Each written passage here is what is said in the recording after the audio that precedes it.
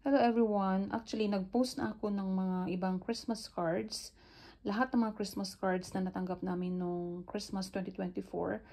But then, nakita ko sa bag ni Matthew, meron pa palang mga tatlo na ito nga mga cards, Christmas cards two from his classmates. One is supposed to be for me.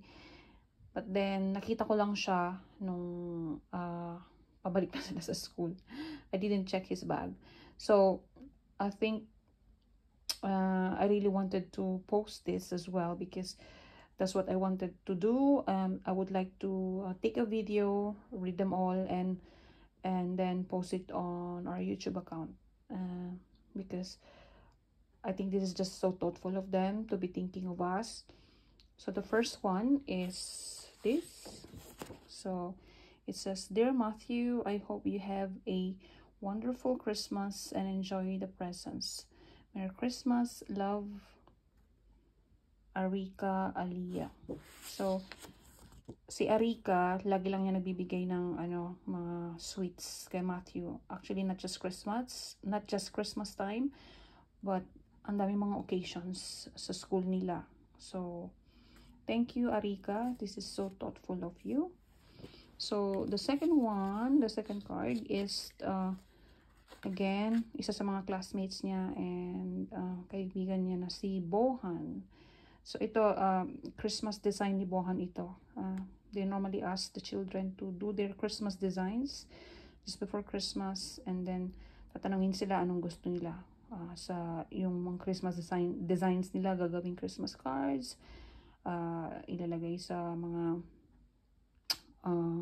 mug or I think keychain. I'm not sure actually. Basta madami yun. But then I think, yeah, kay Bohan sa Christmas cards niya, nilagay yung Christmas design niya for Christmas 2024. So, ito yung mga sinabi niya doon sa card.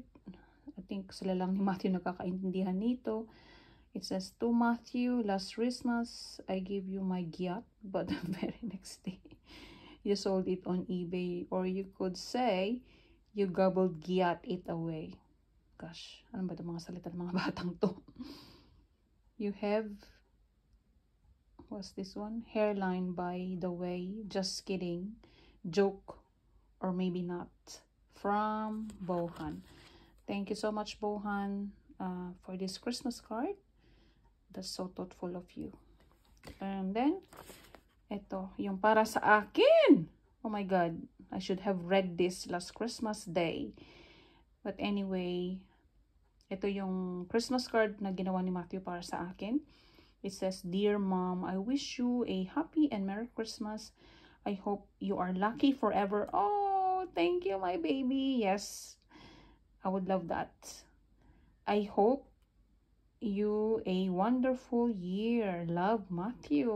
Oh, so nice naman of my son Matthew making this card for me. And then, so this is what's written. I think he made this tong picture na to. And then what's written? "The injured eyes screamed. The shiny sky looked at the ground. Water was angry at the sky. The mountainous mountain was as big as mountains."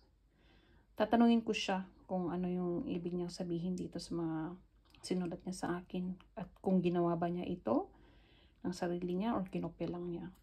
But anyway, I think I really want to post this sa aming YouTube account because it is so thoughtful of them and gusto ko talaga yung messages. So, yes, this is it.